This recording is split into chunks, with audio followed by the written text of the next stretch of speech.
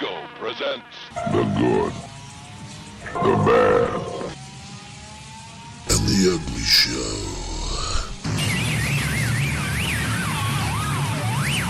Welcome back to The Good, The Bad, and The Ugly Show. And today we are looking at the phenomenon in the toy world, which was Mego. Absolutely. So yeah, remember Mego figures? Yes. Yeah, well, we're going to talk about them today. So I was lucky enough to get a copy of this book recently, which is the Mego Action Figure Toys Guide. And this is like a third edition, so there's been a few before it, and this one's probably the most recent edition of it. This is like the Holy Grail. The Holy Grail, the Bible of Mego. So we've got a few toys to show off today. I'm going to get my information from this book. I'm going to slightly cheat because I can't be bothered to do any other research. Let's be honest. We didn't do the research, did we? But I know enough about it because I've been collecting like some of these toys on and off since I was actually about, I don't know, sort of 10 years old, I guess. So yeah, some history anyway. But yeah, it says in the book that Mego was founded by Mr. David Abrams in the early 1950s. Mego was best known as an importer of expensive rack toys and holiday novelties. While largely unknown to the general public, Mego found success with under $1 products that could be found in 5 and dime stores across America, as well as around the world. So, yeah, they were basically, as everyone knows, they were a toy company. Yeah. But they started making their best kind of stuff, I think, in the 70s, early 70s. Yeah.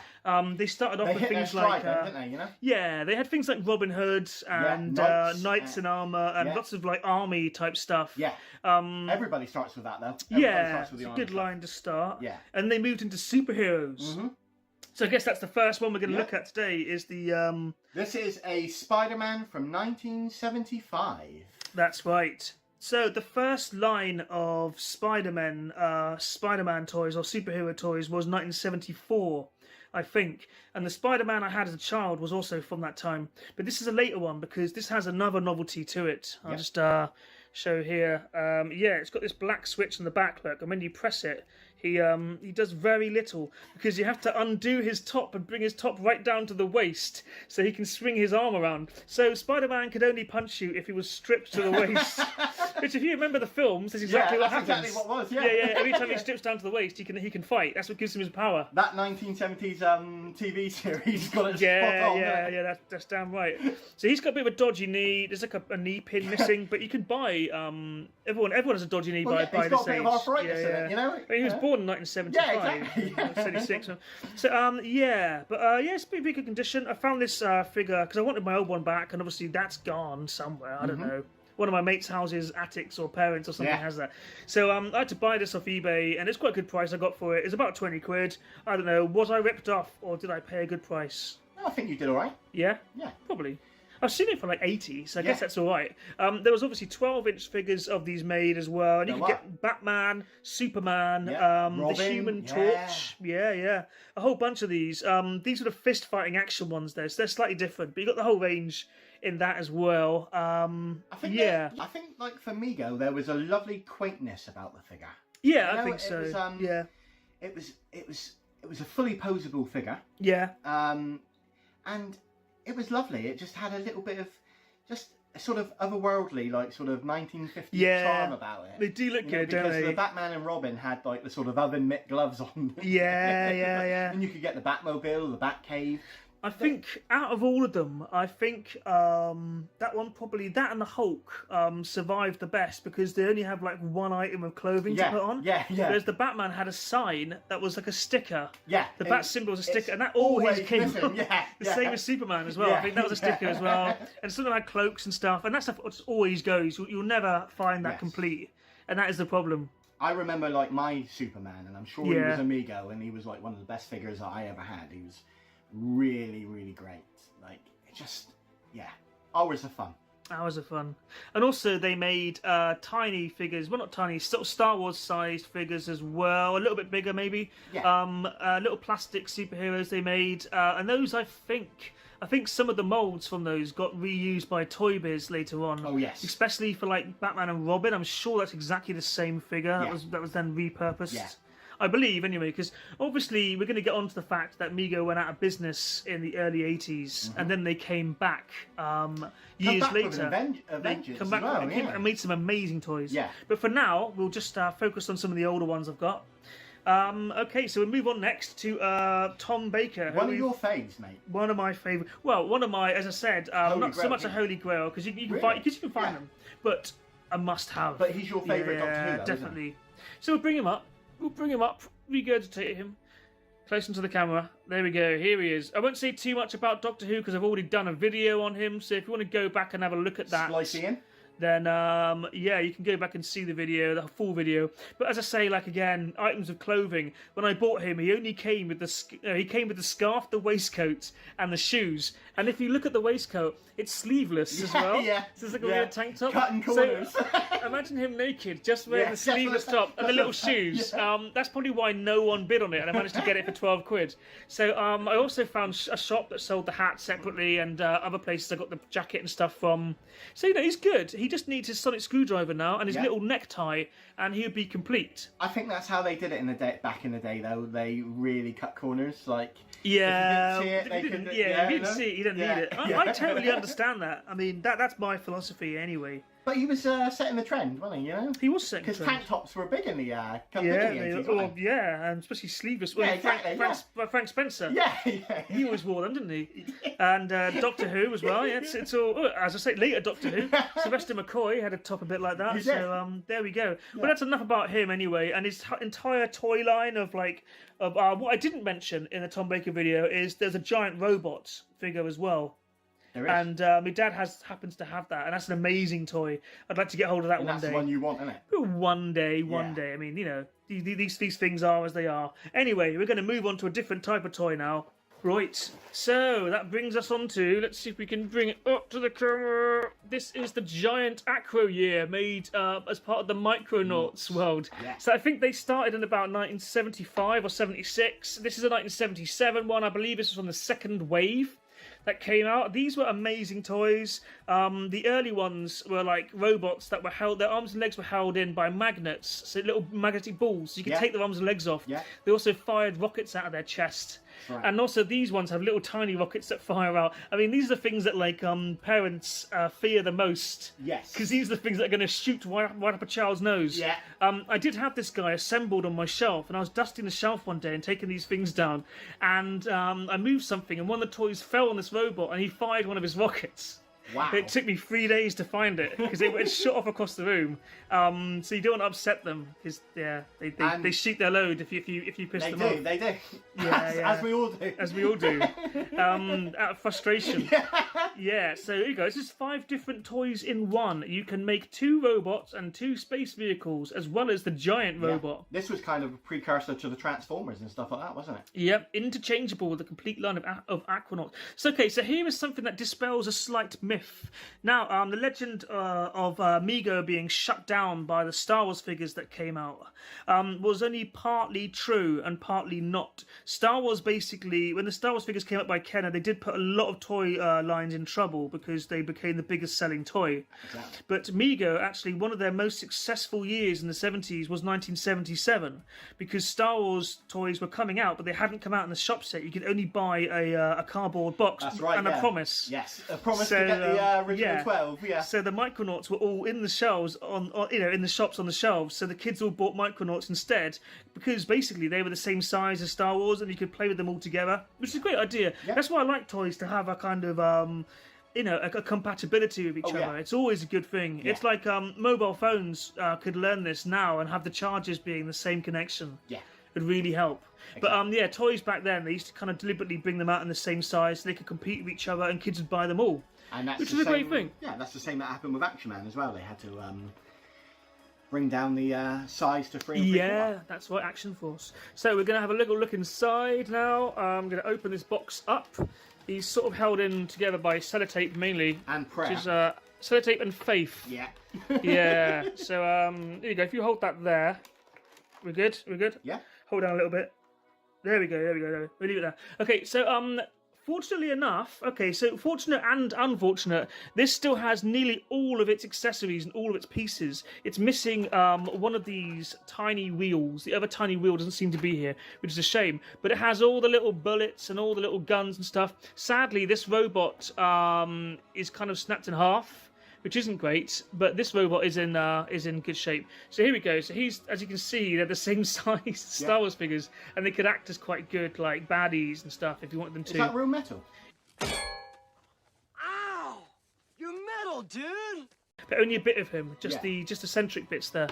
Which is weird. They did a lot of that in toys back then. They did. The rest of it's all plastic, but just like Power Rangers, you know, these things you stick it all, you stick it all together and it makes one great big robot. Or you can make little tiny ships to put these robot people in. It's a cool idea, right? Yeah. And it happens to still have all the stickers to put on the big robot. I don't think that's something you ever see. I mean, kids would have lost these and stuck them on God knows what. Yeah. I have to keep these away from my 6-year-old daughter because she'll stick them all over the fridge. Oh yeah. But so it's a cool thing. The box is tatty. The box has wear and tear. But this was inside my my brother-in-law's attic for years and years and years, and he doesn't really care about this stuff. So when we found it, I was kind of drooling over it, and he said, "Oh, you can have it." Yeah. So I'm like, amazing, okay. But obviously you find these things on eBay for ridiculous money. Yes, I was going to say, shall we mention the pretty price that we have to pay for my? The price to pay for this stuff is ridiculous. It is, yeah. There was one that you sent to me. Yeah, that's right. Nearly 10 grand. Yeah. I almost convinced this guy that he had to buy it. that he had accidentally bought a rare prototype Micronaut that was about several £1,000s. Yes. And imagine. I was nearly crying. Can you imagine? Can you imagine? Okay, so that's the Micronauts. I'll put some pictures on the screen now of all the different types you could get. They were amazing. I'd buy these things if I ever saw them for good prices. Sadly, I don't. No. So I guess now we'll move on to the black hole. Okay, so there's not a lot of black hole stuff I have. I have one toy, which is this guy, and he's kind of broken. Like he's missing the gun on his arm here. He's missing his stand. He's missing part of his claw. The weird thing is with these, the legs come out and then the head goes down, or the head doesn't go down until the legs are back in. Something like that, but the head's really weird on these toys. Yeah. It's a strange figure. It's quite a good one though, and the film was good as well. Anthony Perkins and what's the other guy in it? I'll put pictures of them on the screen so you know who they are. But yeah, great film. Disney film, came out around the same sort of time as Tron, and like Tron, it didn't do very well, really. It did all right at the box office, but the toys didn't sell. And Mego made loads of toys, and that was part of their downfall, I think. I think, like, films like that and Black Hole were ahead of its time quite a bit, really. And it's competing with Star Wars as well at the same time. So these didn't do very well. There's one other thing I have by them. If you want to pass me that fridge from the shelf there. Yes. So a while ago, I did a little video about how I found this toy fridge in a box of stuff from my childhood. And just to show off the kind of kid that I was, there's a head inside the fridge. Very Jeffrey Dahmer. But the head is actually the baddie from the Black Hole toy line. So there's another Black Hole figure, if you want his head in a fridge. Good stuff, right? Yeah, exactly. Here we go. This is a line for close to my heart. Yeah. This is Buck Rogers' Twiggy. Or Twiggy. Who was it? Twiggy or Twinkie? I don't know. It was like... He moves at the chest, look. He's got good articulation. Yeah. And he's still got his sticker. And his arms move. So, Buck Rogers, tell me stuff. I don't really know it. I'm not really familiar. It was cashing in on the success of Star Wars like so many others did. I think it ran for 2 seasons, and the first... It was a made-for-TV movie at first. And that was quite a good TV movie, to be honest. And then they made a series out of it, and it was very sort of Star Wars meets Saturday Night Fever.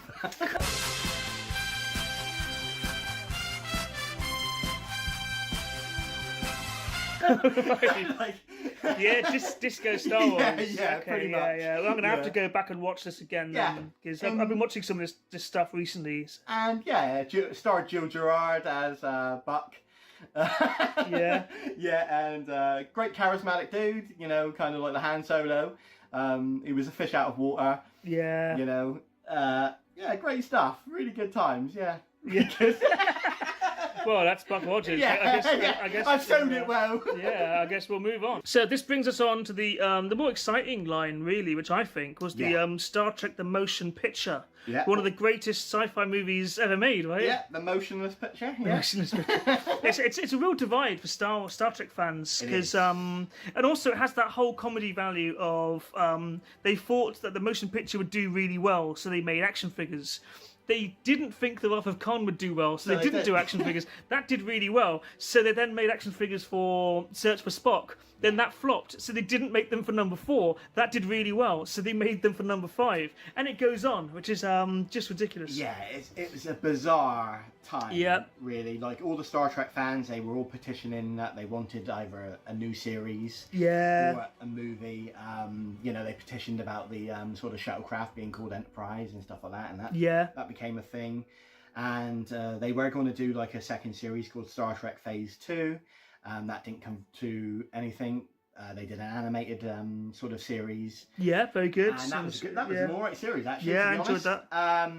And then after the success of Star Wars again, Paramount commissioned a movie, and the Star Trek fans didn't get what we thought we wanted. We got what we want, and we didn't like it. Yeah. But the figures that came out were very good. I had Decker, Captain Kirk, and the bow chick, Ilea. And at the time, I didn't know Kirk was Kirk, so I used Kirk as Spock. Decker looked more like Kirk than Kirk from the series. Yeah, let's bring them up. Yeah, bring them up to the forefront. Here we go. So we have Captain Kirk. Just got to get him in focus. I'll do one at a time. Here you go. So there's Captain Kirk. He looks quite like William Shatner. He's quite a good figure, really. He's got a little bit like a bit with rough. The toupee as well. He's balding, look. There you go. But yes, that's a good Captain Kirk figure. He's compatible with your Star Wars as well. Yep. And then Spock is another. He's a really good figure, actually. Spock. Really got prominent ears and eyebrows. The detail was there. Yeah, the uniforms aren't quite right, but you know it's kind of to be expected. When were these? Dates there as well. 79. This would be 79. Yeah, they were 1979. Yeah. So yeah, there we go. I mean, there's the Star Trek minifigures, and they were very good. They were. So this is the Klingon. Yep. Carrying on with the Star Trek theme. This is the 12-inch. I'm guessing 12-inch. Yeah, 12-inch. Yeah. Klingon from the Star Trek: The Motion Picture, and as you can see, it was a very big redesign of the Klingons from the original TV show. Yeah, so this is where they gave them the old bumpy heads. Yeah, the ridges. Yeah. So this one, there's a bit of discoloration going on because these heads, like a thing about the Mego figures. So there's a thing called Mego rot, which is where some of the Mego melts. That's right, where some of the Mego figures melted, where their outfits would stick to them and they go all sticky and goopy and horrible. Luckily, that hasn't happened to any of mine. Yeah. But graying on the head because the head was different plastic they used to the bodies. Yeah. The bodies are like Action Man, so they stayed okay. But the heads went to kind of weird, sort of discoloured thing, as you can see, but it's still look pretty good. It's done quite well over the years. I saw just the head on eBay recently going for loads and loads of money. Yeah. But I mean, what an amazing figure. It's got a belt that comes off. It's got like the spine bit as well. Yeah. What really impressed me is the shoes, the little Klingon spiky shoes. So this redesign stayed, didn't it? Really, all through the rest of the films, they all look a little bit like this. Yeah, that kind of outfit. Absolutely right. Yes. Yeah. And there was, I think, the one in, was it Star Trek 3, where he had, like, his chest exposed? Oh, that was part 5, wasn't it? Yes, he looked like a thrash metaler, didn't he? He had the big hair. He's the guy who was trying to kill Kirk just for the fun of it. Yes, that's right. Yeah. No, that was great. Yeah, he was like an 80s Klingon, definitely. Late 80s, sort of like a Megadeth fan or something. That's what I was thinking. Like Metallica or Megadeth. Yeah, that was great. So they started off with quite short hair. They did. Again, they had big eyebrows, short hair, and a full goatee moustache as well. And that's basically how Worf started in the Next Generation as well. Yeah, pretty much. Yeah, that's it's an interesting thing. But okay, so the Klingon, I managed to get him on eBay again, but someone had listed him as just a vintage Klingon. So they didn't put the word Mego in there. No, I don't think they knew what they had. That's how I managed to get get him for like 30 odd quid, which is where if it had said Mego, it probably would have cost me more like almost 100 or something, which is ridiculous. But you never see the Klingon. Like I've never seen him on eBay even listed as what he is. You know, he's a rare piece. Yeah, yeah. And one of my prides of the collection, I guess. Absolutely. He's kind of cool. So, what we bring on next? Shall we bring this alien on? Because this is quite an interesting one as well. Yeah, what did I say they were called? Oh, God. Do you remember? No. I will consult the book.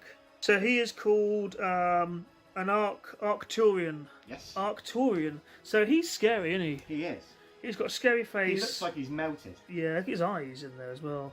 This isn't part of the Mego melt either. No. He's supposed to look like this. Yeah. Yeah, my dad had this on his shelf for years and years and years, and I used to look at it and I thought it was like a zombie Flesh Eaters figure or something. Cause, yeah, he kind of it freaked me out. I like his trousers though. A Romero sort of zombie type. And his outfit looks a little bit more Space 1999, which I guess the motion picture outfits did look a bit like anyway. Yeah. You can get minifigures of these as well to go with the other minifigures from earlier on. The Star Wars size, you can get ones of these. You can also get the Klingon as well. But yeah, he's called an Octorian. Is that what you said? Octorian, yeah. They were like a colony of like mining aliens that were recruited by the Starfleet Federation. They were going to be in the film a lot more, but the whole concept of them was cut from the final draft. So one of them did exist in one scene that was cut from the theatrical release, but you can get it on like on DVD and Blu-ray now. It was available on the extra long Laserdisc version. So there we go. But I think he's a cool character. They should bring these back because they're looking for new aliens to bring back. Why not bring these guys back? He looks like a scientist garb, doesn't he? Really? To be honest. Yeah. I think they kind of were. It's interesting. He's still got his boots and stuff. He's kind of complete, this figure, I think, apart from a little bit of wear and tear on the arm. Yeah, and I think it tells a good story in that there were a lot of stuff from the motion picture that didn't make it in. A lot of stuff left on the cutting room floor, and a lot of ideas and concepts. Too many ideas, and just didn't quite gel. And I mean the film's long enough, right? Yeah, exactly. Yeah. And the next one. Yep, we'll finally move on to a really, really good figure. This one. This is Spock. From the motion picture. Do you remember when people used to call him Dr. Spock? Yeah, and it was... that's because it's a children's psychologist. Psychiatrist. Yeah, they're confused. But this is Mr. Spock. Also, by Star Trek 2, he was Captain Spock. He was.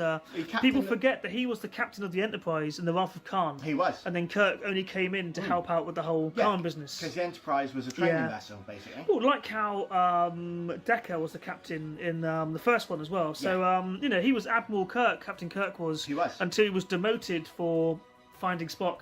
Yeah. Nicking the Enterprise, basically, wasn't it? And blowing it up. Yeah, there you go. Which is a bold move. So yeah, he looks a bit like an aging Leonard Nimoy. He's a pretty good figure, really. His outfit's pretty cool as well. I like the stars. The gun, his original phaser as well, and his boots, original boots, and his whole outfit. He looks pretty cool. Yeah. Gone for kind of the backless number. He's braless. Yeah, which is always good. Always what you want. Yeah, exactly. Yeah. But yeah, no, he's a pretty cool figure. So the deal with him was I found him on eBay as well, and he was being sold in a 1990s Action Man astronaut outfit. Yeah. And he looked amazing in the astronaut outfit. We can do if you can reach that. Then we'll no, okay. I'll put a picture of it on the screen. Next video. So he came in the astronaut's outfit. He looked kind of amazing. But yeah, later on I found this entire outfit, like the top, the trousers, the boots, and the phaser, all being sold for the neat price of $8.99. So I bought that and completed my Spock. Yeah. And that's how you got to do it. It's the same as I said with the Tom Baker one. It's a matter of finding them. If you find these dolls naked, and they look weird, you still might as well buy them because you can always buy the clothes later. Absolutely. And you can just keep completing it as you go along. Because a lot of these things aren't going to be complete because they're old toys. They were played with a lot. Absolutely. They come in various conditions. And that's how we used to do it with the old Action Man. You bought an Action Man. Yeah, you buy outfits. outfits. They sold the uniforms and the outfits separately. That's right. So that's right. Yeah. So there we go. So obviously a few years later, you'll see Next Generation and original figures that you'll confuse with Mego figures because Playmates, who made the Next Generation figures, they decided to go down this line as well. Playmates went for it with the sort of Star Trek line. They made every character. We can focus on him finally. So he's the alien from the pilot episode titled Nicolas Cage. Yeah. Yeah. Not the bees. He's a Talosian. Talosian. There we go. And he's even comes with the little. You can't really see it, but there's a little screen which is like his little viewer on the wall in the episode, which I think is amazing. Yeah, and these were famously played by women in the episode. Yeah, they were played by women, which is great, and they had like weird alien voices dubbed on. Yeah. The Cage, actually a really good episode as well. One of my favourites. Jeffrey Hunter. Yeah, that's right, Captain Pike. But yeah, so you'll find these things unboxed, and you'll probably think they're Mego figures, but they're not. No. So it makes it even more confusing when you're trying to collect these things. Made in the style of Mego. I could not tell, and he also looks very similar to the black and white alien toy that Mego put out from the what's it called? The Twilight Zone. That's right. But that was a modern figure, and we'll get on to modern Mego in a minute. So there we go. So they tried to replicate that stuff before Mego came back. So we might as well add now that after the in the early 80s, Mego went bankrupt, and the guy who was in charge of Mego at the time, he was involved in some shady business where he was doing a lot of what do you call it? Embezzling, I guess. Yeah. And I think he did time for that as well, I believe. But he came back. He's now become a bit more of a celebrity again on series like The Toys That Made Us. But basically, Mego are back, and they're making really cool figures again. They're back. They're better than ever, to be honest. We'll show one off now. We'll show off the Spock from Star Trek 2. The Wrath of Khan. The Wrath of Khan. So this is a really cool figure because he does that. Yeah. He's not in great focus. He is now. And obviously, like, you know, the whole like Wrath of Khan business with all the uniform was cool. He's got his phaser, which also look amazing compared to the original ones, and the little the other thing there. Communicator? That's it. I'm not very good at communication. Yeah. But he looks like he looks good as well. He looks very decent, He's a good one.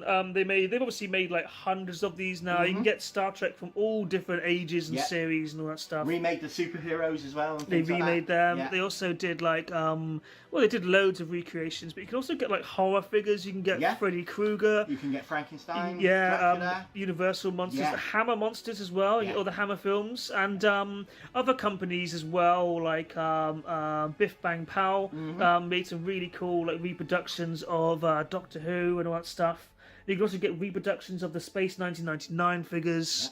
And just loads of really cool stuff. But it's all thanks to the original Mego figures that started the trend off by making like sort of doll versions. Yeah. I don't mean dolls as in miserable. Yeah. I mean actually like as in like dollies. But versions of these cool like iconic things from TV series. Obviously they started off with like Happy Days and that stuff as well. TV series that you wouldn't think of as well, like the Love Boat. The Love Boat, and Dukes of Hazzard and Three's Company, the Waltons. The Waltons, They also made amazing Wizard of Oz figures as well, you know. So Mego are responsible for like all these kind of this callback that I really love anyway. Yeah. I love the fact that they still look like the old Mego figure. They haven't done like over the top. No, it's it's paying homage to the past. The NECA thing looks damn good, but it's way over the top, and very like the price matches like the detail. But you look at the NECA and Turtles, and they are. They're amazing. Terrific. They are amazing. So move on to the other modern Mego figure that I happen to have. Okay, another Star Trek figure. And people who enjoy Star Trek will recognise him. From the best episode of The Next Generation. Well, Encounter at Farpoint, Another popular one. A lovely one, but I really like the Best character pilot Q. Yeah, I love the Q character though. He's great, and this is a really cool like figure as well. And I love his little mayor medallion thing he's got wearing. Played by John Delancey. That's right. Very good actor. Yeah, he played him like they described him like they described Byron, mad, bad, and dangerous to know. And that's right, like Pete Best. Yeah, pretty much. Yeah. So a mate of mine pointed out the other day this terrible Captain Picard picture. Looks like something from a computer game. And so the Mego company, they didn't really want these designs on the Star Trek boxes. They wanted to go with the original idea that had like the circles and the cool flashiness of the 70s Yeah. Star Trek boxes, but the actual company who owns Star Trek insisted on these because these are on all the other like Star Trek toys that are coming out now. This design, you know, I don't like it, but it is what it is. And there's a picture of Q on the back there, and some other figures you can collect them all. And here is the guy who made the sculpture. So there we go. So they're going all out now, Amiga, and I recommend buying them. I will buy more in the future when I see them for the right price and stuff, because that's kind of what I go with, really. The price has to be right, as old Bruce Forsyth used to say. Absolutely. There we go. So I guess this concludes. Don't put yourself into debt. Yeah. Don't go into debt. Buy them cheap. Find yourself a bargain hunt. That's the way. Yeah. So I guess we'll end the Amiga video here. It's been good to do it. It has. And maybe there'll be a part 2 in about a couple of years' time when I buy more. It's been a long time coming. It certainly has. We're back. Yep. And we will do some more toy lines as well. We have Galoob, I think. We need a Galoob special we need to do a Galoob, very soon. I might have to buy the Micro Machine City toolbox, which will cost me several £1,000s. Well, there you go. But, that's always a thing. But anyway, so right now we'll say goodbye. And thanks for watching. Cheers. Please like, share, and subscribe to The Good, the Bad, and the Ugly Show.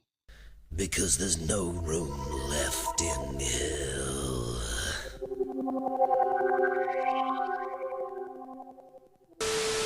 A great new game from Mego.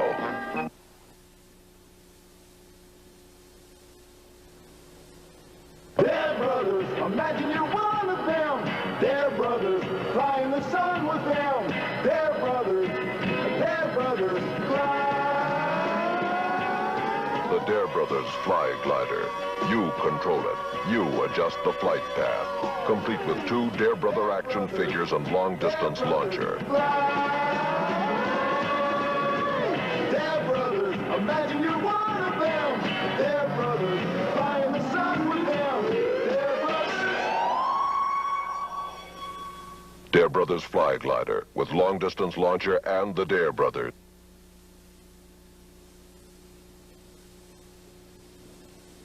Tonight I'm going to tell you the story of the Wizard of Oz. Oh, boy! Dorothy met the good witch who said, Follow the yellow brick road. Follow the yellow brick road. Follow the yellow. Dorothy meets the Scarecrow, and he's looking for a brain. Come with me to Emerald City. Follow the yellow brick, follow the yellow brick, follow the yellow brick road. Soon they came upon the Tin Woodsman, and he wanted a heart. The wonderful Wizard of Oz. You'll find he is a whiz of a whiz, if ever a whiz there was. Follow the yellow brick. Suddenly, with a great roar, out came the Cowardly Lion, and he wanted courage. See the wizard, the wonderful Wizard of Oz. You'll find he is a whiz of a whiz, if ever a whiz there was. If ever a whiz there was, the Wizard of Oz is one because. Let the joyous news The bad witch wanted the ruby slippers. is dead. Ding dong, the witch is dead, the witch oh witch.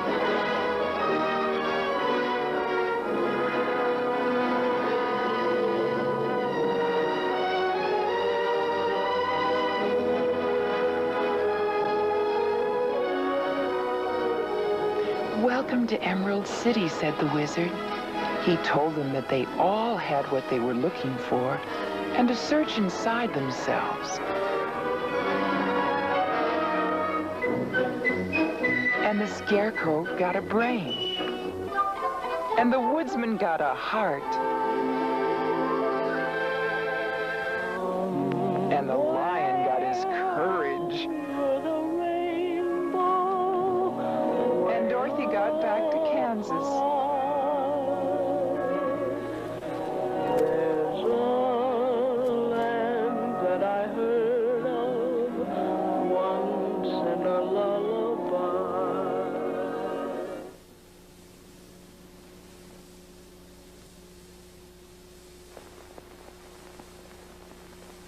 It's the world's greatest superheroes collection. 22 posable action figures, 4 fist-fighting superheroes, 16 bendable superheroes, the Batcave gift set, and 5 superhero vehicles, all sold separately. Here are 2 of the vehicles. The mobile Bat Lab, scaled to fit Batman and Robin, with Bat Basket and Bat Winch with grappling hook. The Jokermobile with a squirting daisy and the Bat Bopper. The mobile Bat Lab, world's greatest superhero figures and Jokermobile, each sold separately from Mego.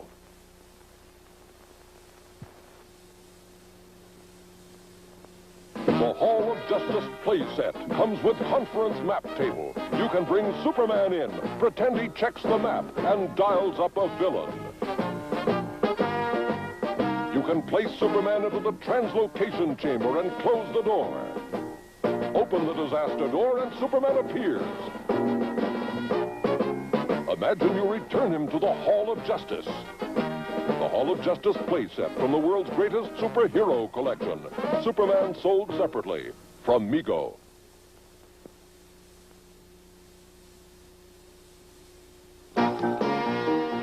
Batman here. I heard your signal, Robin. What's up?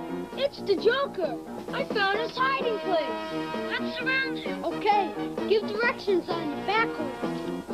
It's the Batman and Robin Batcoders that let you talk and receive like a real walkie-talkie. I'm in position.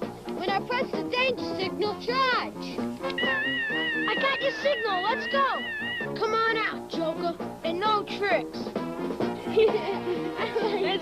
That's good. The Batman and Robin Batcoders with fold-up antenna, alarm button, and danger signal. It's by Mego.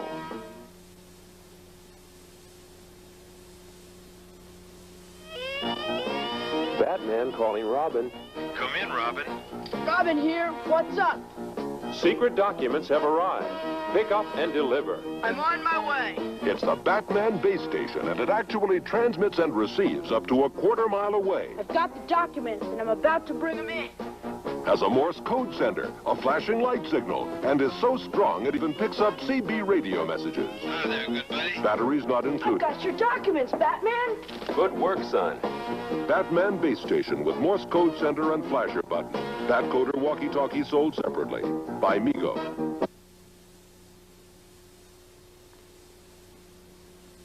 Let's act out the comics. I'll be Batman. I'm Robin, the Penguin. It's the official Bat Recorder that lets you act out Batman on tape. Batteries not included. The Penguin has got Gotham City stuck in a deep freeze.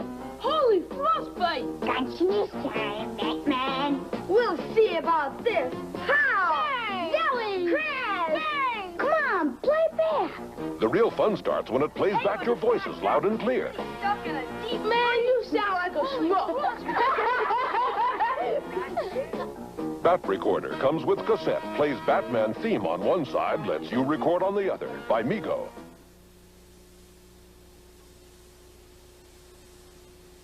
It's the Wayne Foundation, central headquarters for Batman and Robin.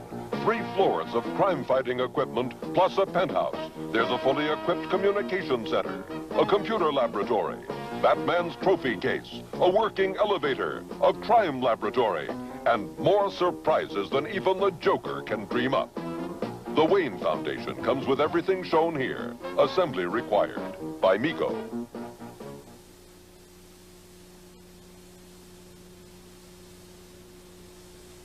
She's a naval officer. They've captured Major Trevor. But when danger threatens, you can turn her into Wonder Woman. All the world is waiting for you. It's Wonder Woman's Paradise Island playset with Queen Hippolyte. In your satin tights, fighting Her arch rival, the beautiful Nubia. There's Wonder Woman's throne with a secret compartment for her brush and comb. A clothes closet. And collapsible walls. Now the world is ready for you. When you put her on the spinner, she knocks down the palace. Make a haunted cover. Only you know Wonder Woman's identity. And I'll never tell. Wonder Woman Paradise Island playset. Wonder Woman and all other dolls sold separately by Mego.